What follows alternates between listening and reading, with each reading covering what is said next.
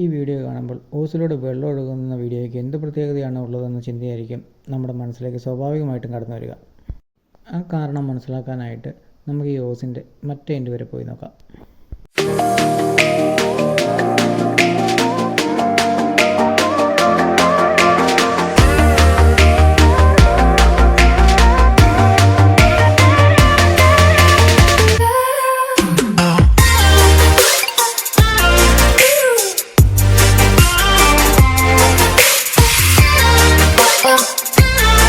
പുല്ലുവെട്ടാൻ നമ്മൾ ഉപയോഗിക്കുന്നത് നമ്മുടെ 2 സ്ട്രോക്ക് ബ്രഷ് കട്ടറാണ് നിലവിൽ ഈ വെള്ളത്തിൽ കിടക്കുന്നത്.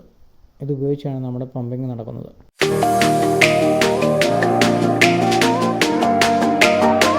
ഏകദേശം 8 അടിയോളം ഉയരമുണ്ട് ഈ തോടും കൃഷിസ്ഥലവും തമ്മിൽ. അപ്പോൾ ഈ തോട്ടിൽ നിന്നാണ് ബ്രഷ് കട്ടർ ഉപയോഗിച്ച് നമ്മൾ കൃഷി നനയ്ക്കാനായിട്ട് വെള്ളം എടുക്കുന്നത്.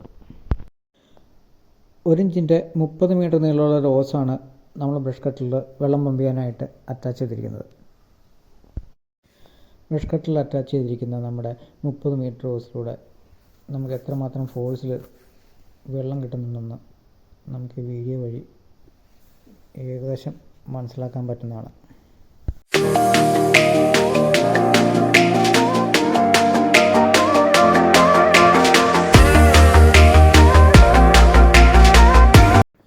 മുപ്പത് മീറ്റർ ഓസ് കൊണ്ട് നമുക്ക് ഈ കൃഷിയുടെ പകുതി സ്ഥലമേ നനയ്ക്കാൻ പറ്റുള്ളൂ. അതുകൊണ്ട് നമ്മൾ മറ്റൊരു 30 മീറ്റർ ഓസ് കൂടി നമ്മളിതുകൊണ്ട് കണക്ട് ചെയ്തിട്ടുണ്ട്.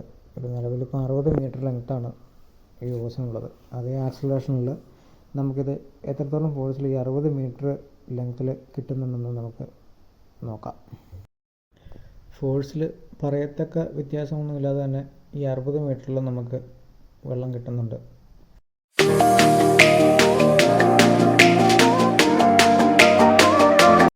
ഈ ബ്രഷ് കട്ടറിൻ്റെ ഈ വാട്ടർ പമ്പിങ് അറ്റാച്ച്മെൻറ്റ് നമ്മൾ ഓൺലൈനിൽ നിന്നാണ് വാങ്ങിച്ചിട്ടുള്ളത്.